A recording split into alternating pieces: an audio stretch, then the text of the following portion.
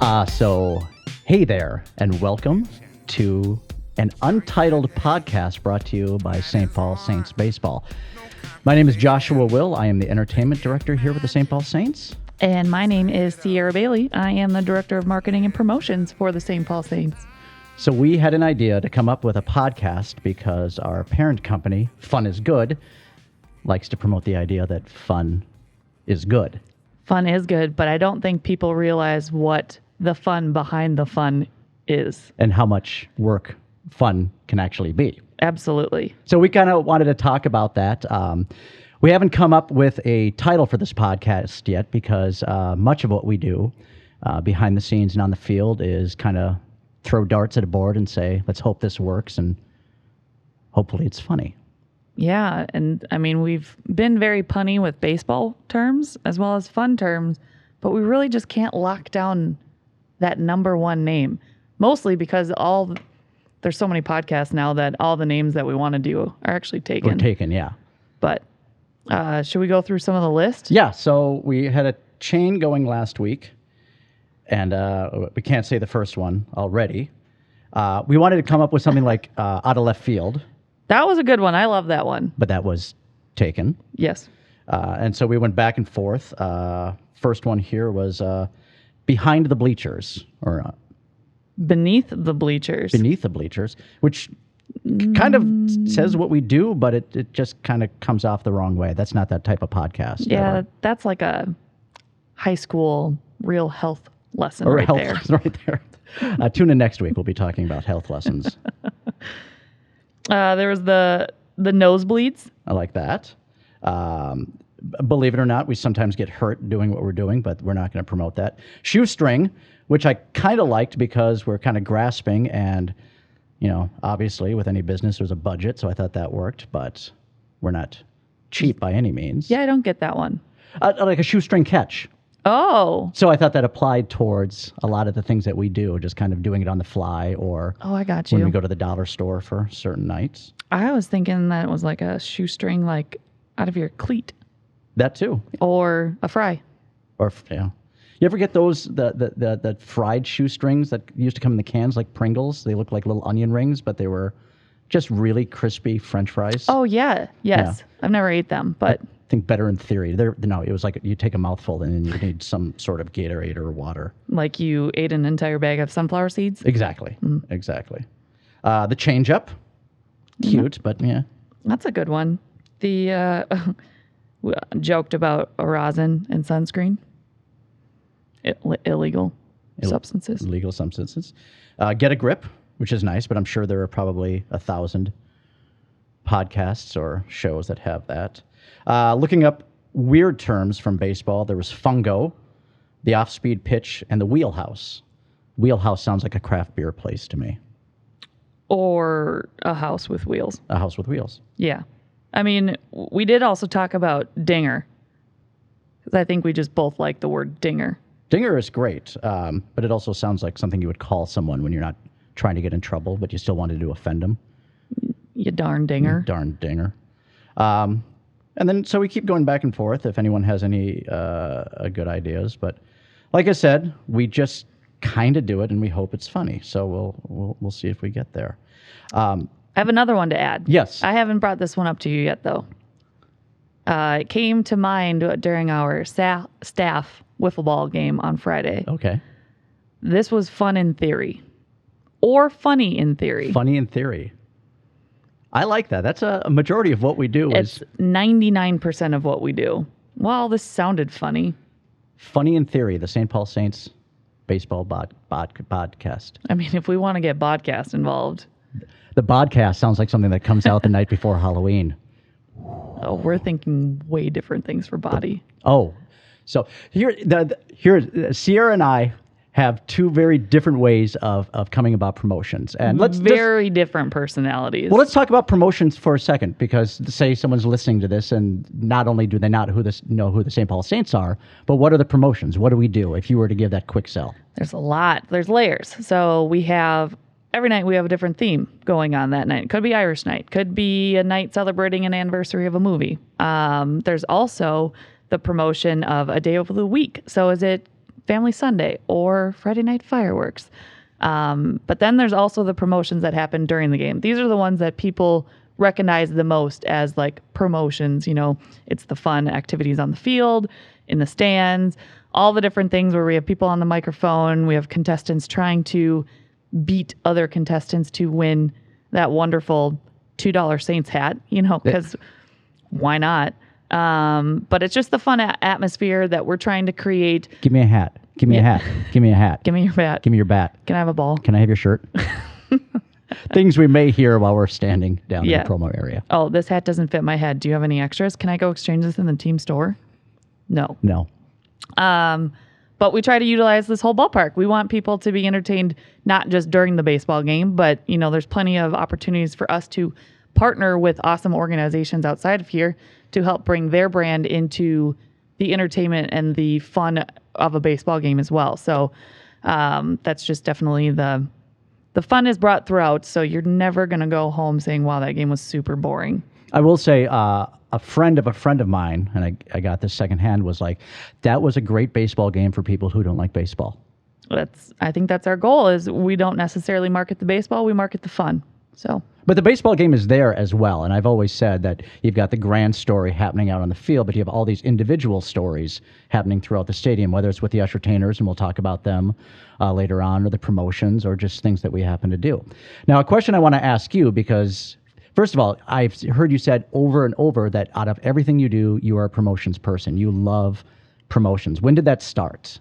How did that start? Well, that started, I really wanted to work for the Minnesota Twins when I was in college.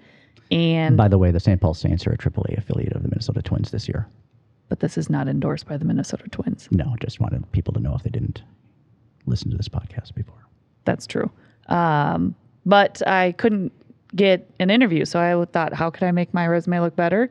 I'll work for another baseball team. And so I interned with the Saints when I was about to be a senior in college, and I had never been to a Saints game before. Like, my family growing up, we were very sports oriented, but we always went to Twins games, unfortunately. So my first couple of games that I worked for the Saints, I could not believe what was going on. All of the entertainment and everything that was involved. And this was back at Midway Stadium.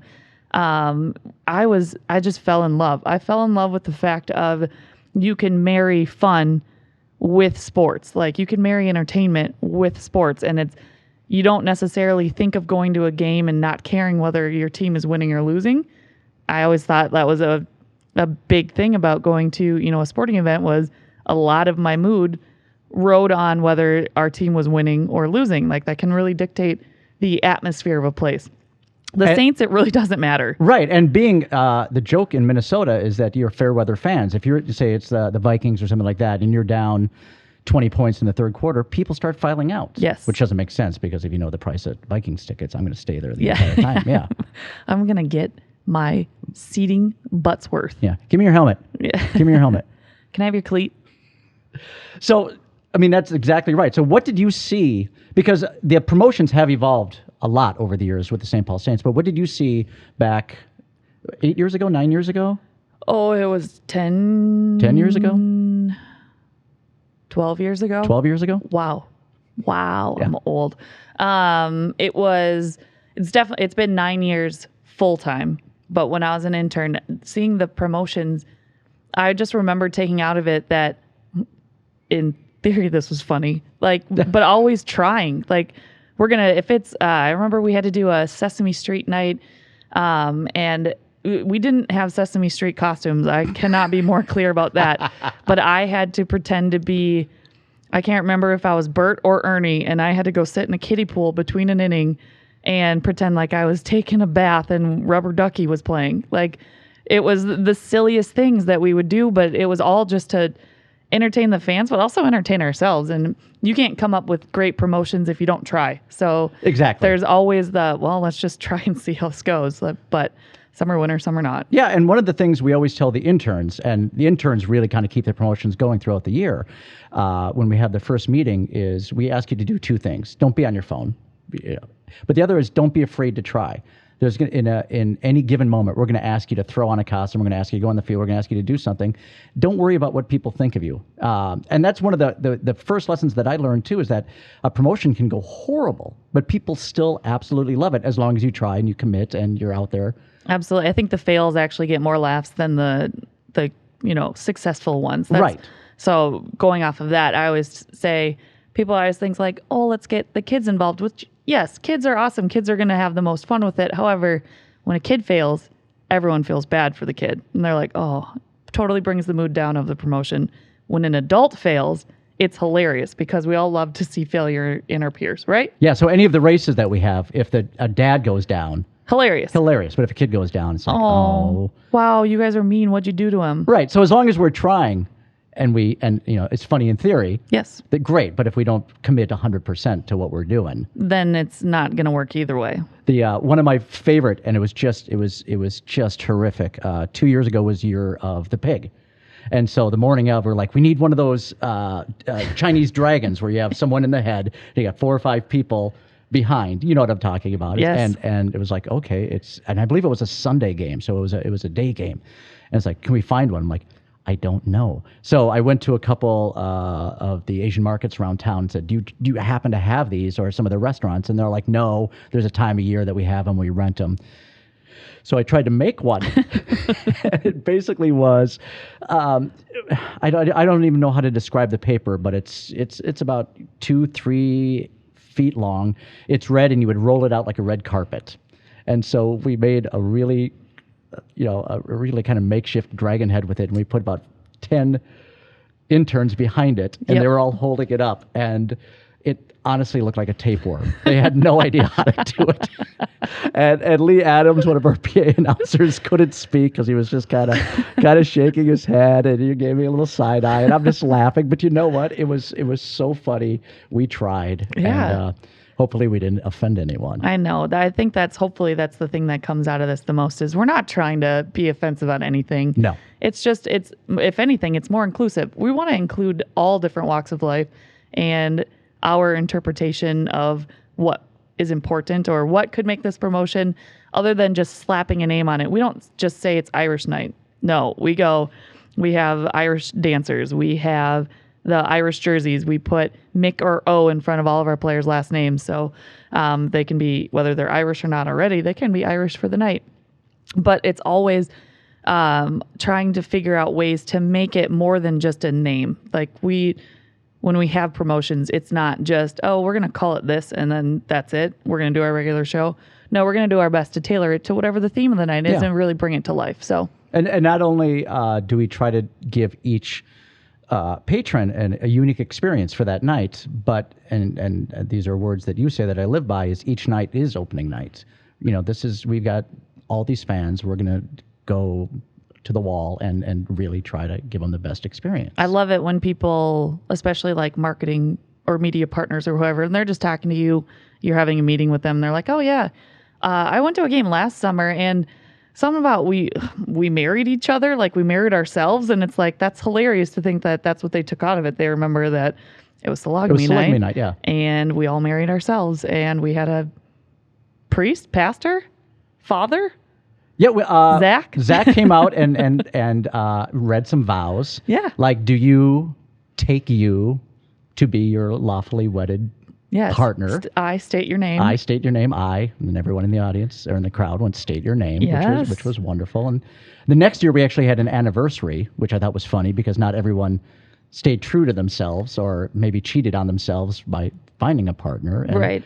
And that's just how things, and it's so organic, and things just kind of snowball, because that was the night that Rally Cake started. Yeah.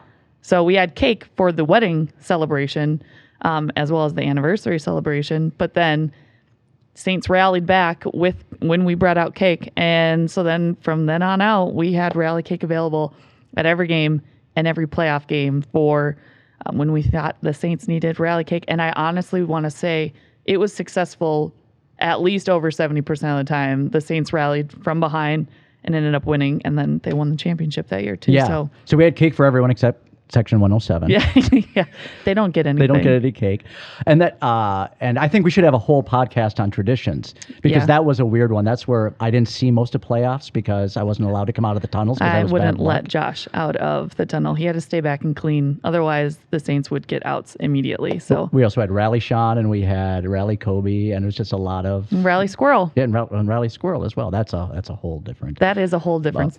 But that's a different podcast right there. I want to talk about how the promotions have changed. I mean, there's been a lot of stories about why the Saints started.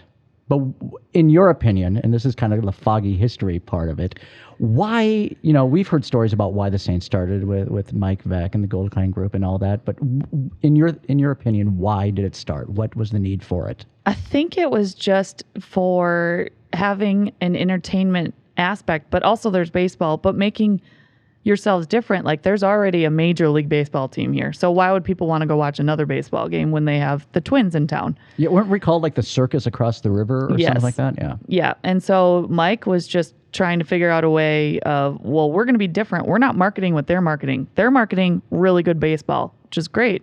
We're marketing really good fun. So if you want to come out and there's baseball going on, that's just an aspect. But if you want to come out and be entertained for affordable prices as well, I think that's how everything evolved to what are we focusing on? And we were focusing on fun is good, not the baseball is good. I remember coming into one of the pregame meetings and I was listening to NPR and they said in sports night, Minnesota's taking on Chicago at 7:00. And that was it. And I remember asking at the meeting, like, why don't we ask them to do it? And the answer was quite simple. We promote ourselves as entertainment. Yeah. But what's really cool is in all that time, there's also been this great baseball. And so I think it's double lucky that way. Going back to those first years at Midway, I mean, we've heard stories about promotions we could never do today, whether because we're not in that time frame or maybe because of insurance reasons. Yeah. But what were some of your favorite ones? The insurance company does not like us right now either. So okay, tiptoeing. But it's weird because I'll be up on the concourse running someplace and someone will stop me like, hey, do you remember back in Midway you did something with a chicken? It's like, me personally? And it's like, bring that back.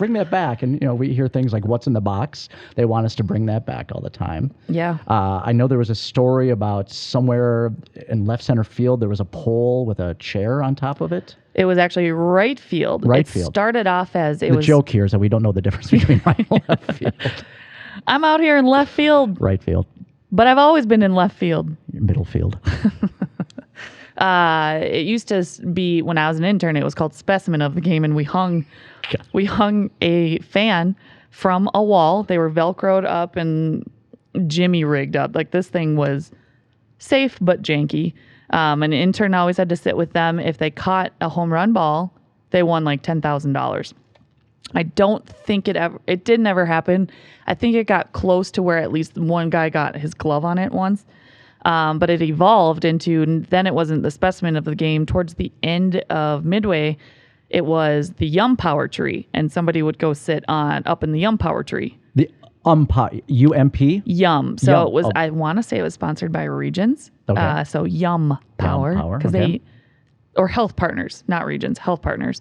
But there was one night where the contestant up there had a little bit too much to drink. Like beer at a baseball game? Yeah. And on his way from getting down from the Yum Power Tree, it wasn't the safest way. You had to stand on a chair and then kind of hoist your body down. He slipped and he fell onto the field then. Everyone was safe. Everyone was fine. But it definitely stopped the game for just a guy good half laying an hour. In right field. Yeah. I've heard stories of other things that happened. I don't even know that happened almost 9 years ago. I don't even know if we're still allowed to talk about it, to be honest. So you might have to cut this out of the podcast.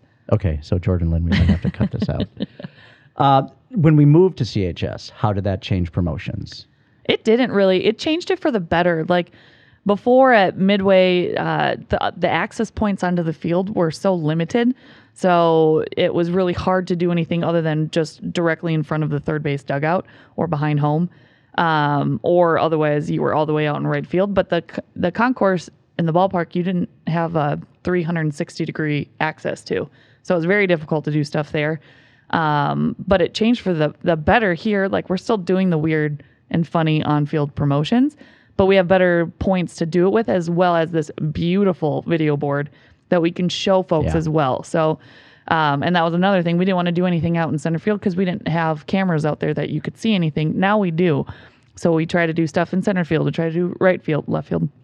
We try to do, in front of the first base dugout behind home plate where we're normally located. So it changed for the better in the fact that the technology and what we were able to do only grew exponentially. Mm-hmm. How, in terms of what we do entertainment-wise, meaning the Saints, how has that evolved over the years? Well, I've seen a few Ushertainer come and go. Not all of them are successful. Now, for those of you who are unfamiliar, an Ushertainer is an entertainment team member, but they have certain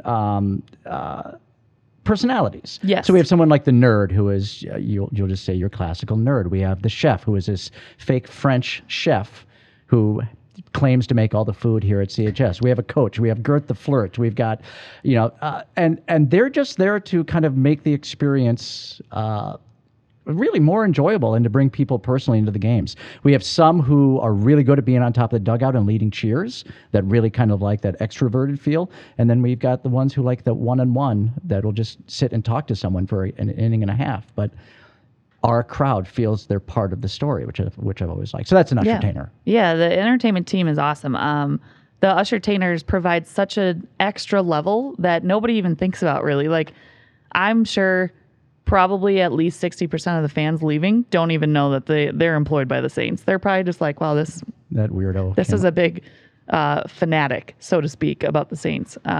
I will say my first Saints game here at CHS, I'd seen some over at Midway, but I was actually working promotions. So I'd be out in the parking lot, and this was working for PepsiCo at the time. So if you remember things like Pepsi One or Fruit Works or any of these beverages. I remember Pepsi One. Yeah, so that was me out in the van handing that stuff out. But I would come in and we would watch the game. It was a Pepsi One van.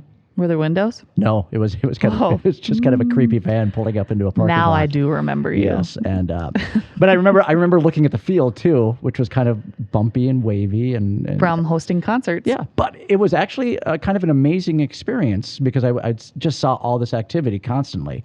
But the first game I saw at CHS was preseason games, as when they did the schools. Oh, and, yeah. And I came with my son, and I remember seeing Nerdette.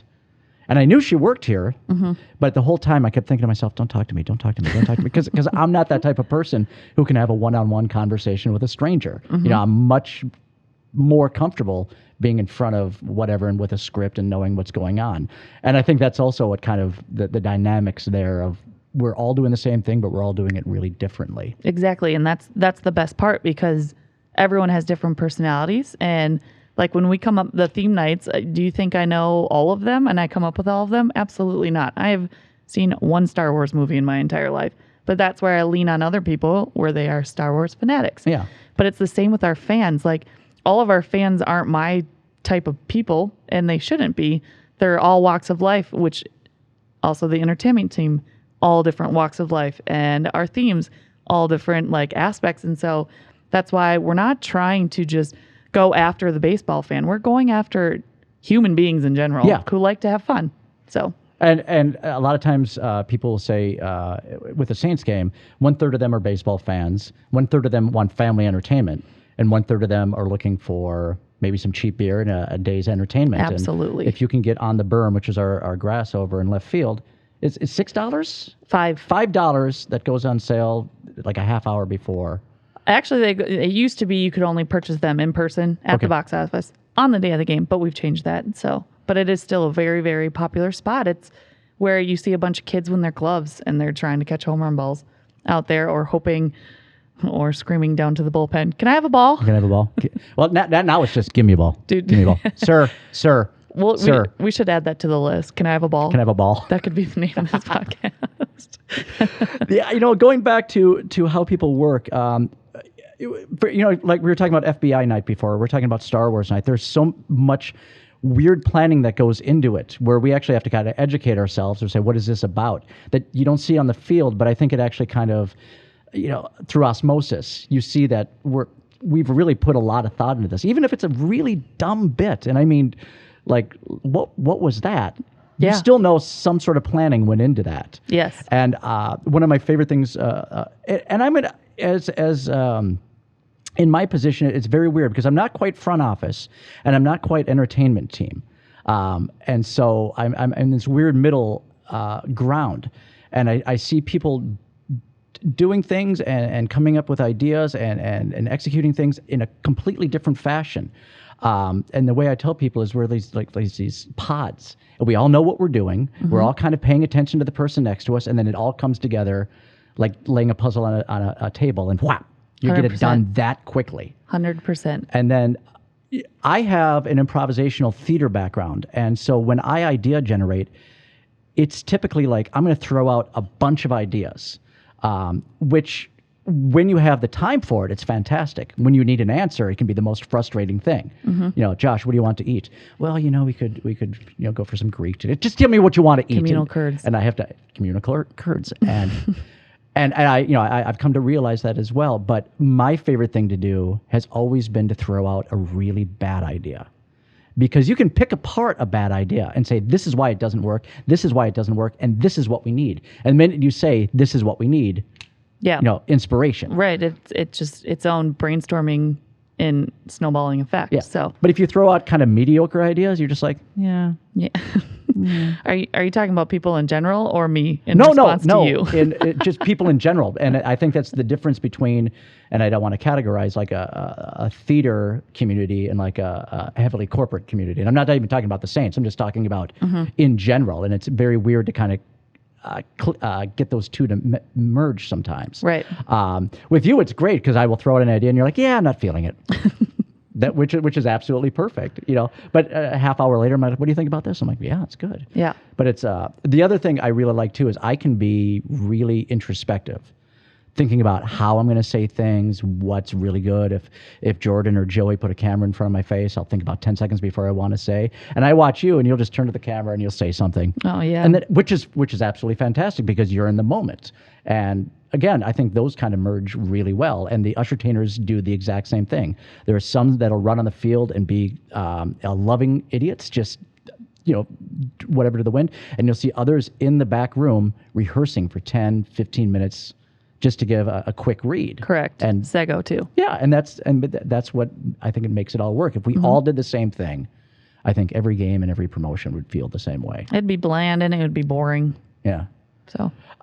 So going back to the need for an entertainment team, particularly in sports, why do you think that came about? And this is a question people ask me all the time. I know that we've had, there's always going to be the T-shirt gun, or there's always going to be that. But what did we bring back? And when did we start? 92, 93? 93. What was missing then that Mike and the rest of the gang thought this is what's needed? We'd have to bring in Mike Veck for that one. I can speculate. I'm not really sure, but I think it was going off of just wanting to be different than the team across the river. And it was there was no competition. It's just like we're offering a different product. So if you're going to offer a fun product, then you better have people there that are fun promoting. So the Ushertainers came about. And then, I know back then it was almost more theatrical. You would have Sego on a big wheel, jumping over a box that said "Free Kittens." Yeah. And then you would crash into it, and he would come out, and then, it would be 3 free kittens, and you would cross out the 3 and put 2. And it was a little more maybe rogue. And then over time, things got perfected, and characters became more solid in how they were going to be. Yeah.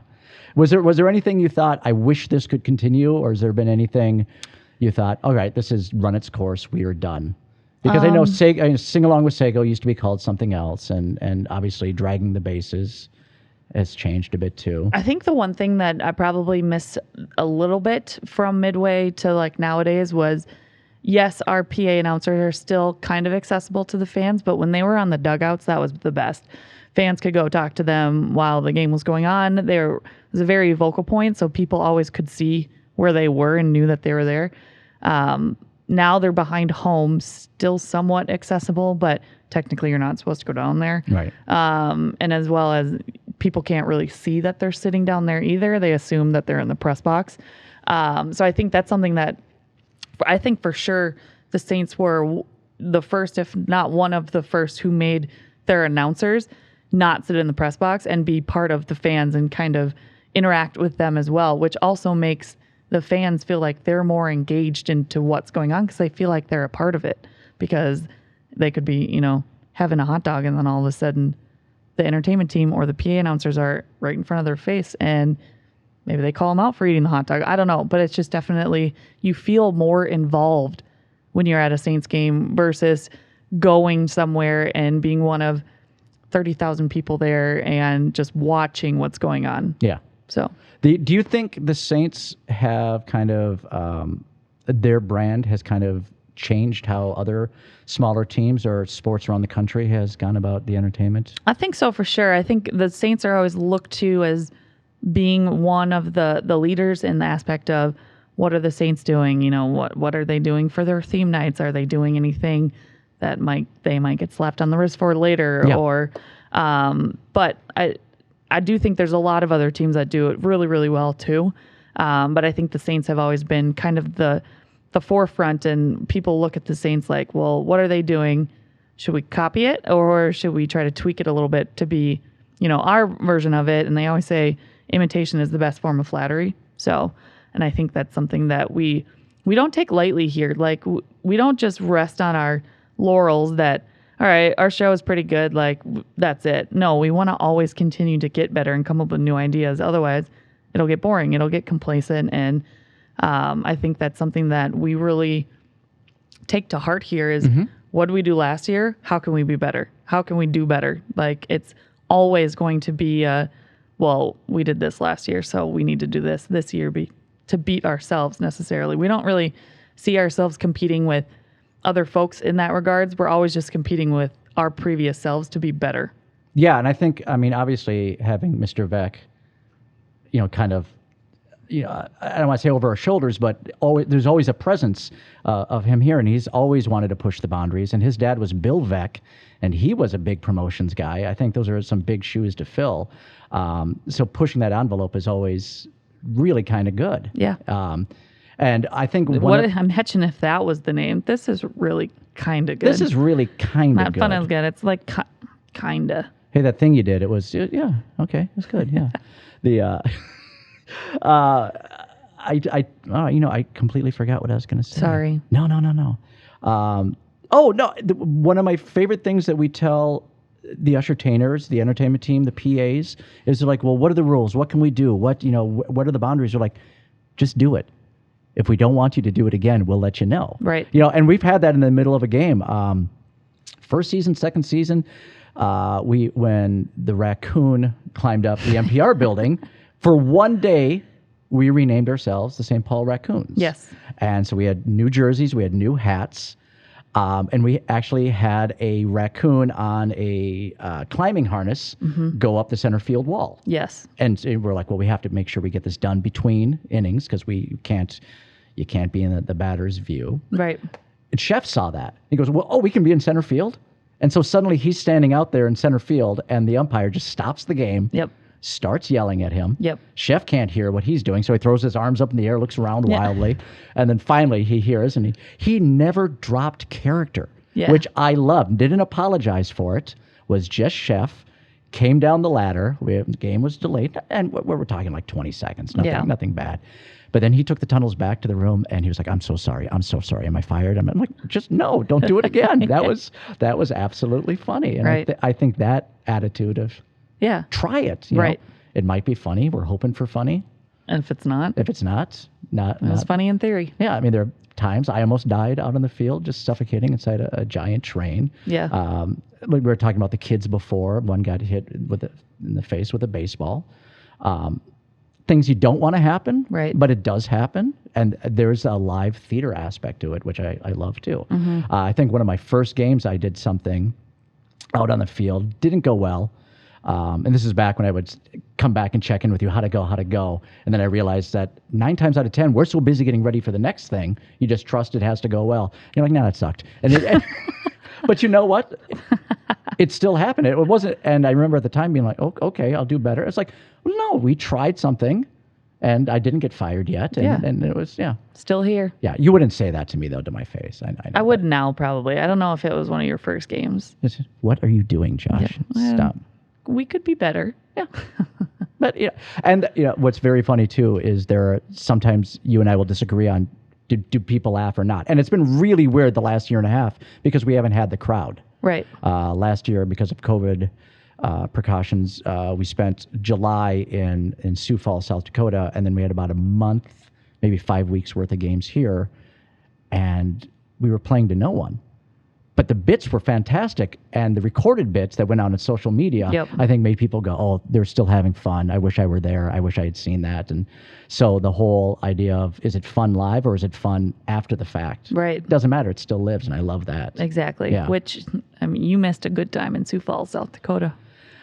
Talk about, not playing in front of fans, but the people that are there, they're fans of the team that you're playing in their ballpark. And for some reason, you're the home team. Yes. Yeah. So I think our PA announcer, Lee, did an impeccable job there. He really actually turned a lot of their fans into being Saints fans, which was really cool. So, is it speaking of that? I know back in 2018 we went down to Kansas City for the playoffs, or it was a championship game. Yep. And it was fun to see how they did things, and we've actually been in conversation with them.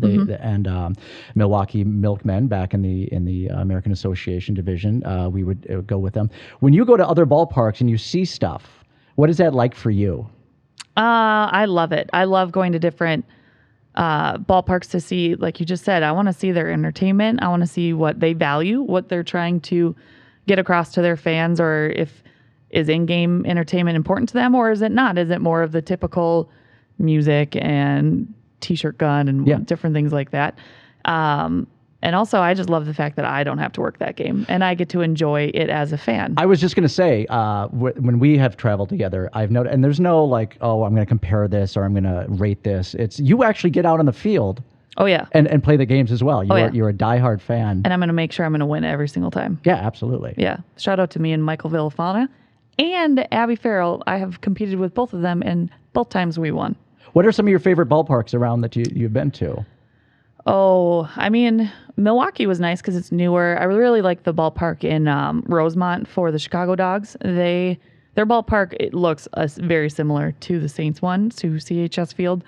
But also, I kind of still enjoy going to ones that are a little bit older. Lincoln has a really great ballpark. There's honestly not ones that I go to and I'm like, wow, this is a dump, because I know exactly what we came from at Midway. Yeah. Because sometimes the dumpy ones are like, you miss aspects of it, and there's different cool character and history involved in those places. So, but there's a lot, and there's a lot now that we're in this new division with the new affiliation of ballparks I haven't seen, that I'm really excited to have the opportunity to go, if we ever get a day off, to go see some new ones. Yeah, I think that's going to be really exciting. Yeah. And they're now around the country, as opposed to like the American Association, which maybe down in Texas and a little bit in Canada, but it was pretty much all the Midwest as well. So yeah.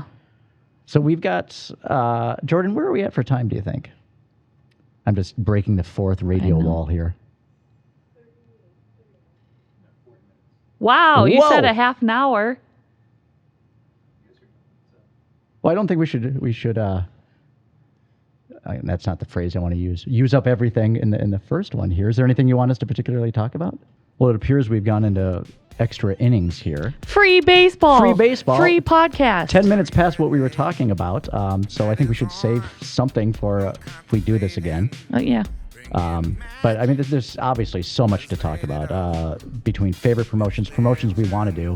There's so many stories and behind the scenes that I think people would get a kick out of hearing. So we should just keep doing this and see if it's funny. And, yeah. I mean, I like that idea that you came up with for the Funny in Theory. Funny in Theory. I think that could be. I think we should call it that, because this podcast is probably Exhibit A. Yeah, we're just gonna go out there, try it, and if you don't laugh, sorry. Yeah, we're still gonna have some fun. Yeah. Awesome. So until next time, I'm Joshua Will, Entertainment Director here with the St. Paul Saints And I am Sierra Bailey, Director of Marketing and Promotions. Thanks for joining us. And go Saints. Go Saints. Saints are hot. Saints are hot. sometimes. Way ho. Boom, boom, boom. I'm in right field. Always in right field. It's not strange for things to rearrange. No one to blame.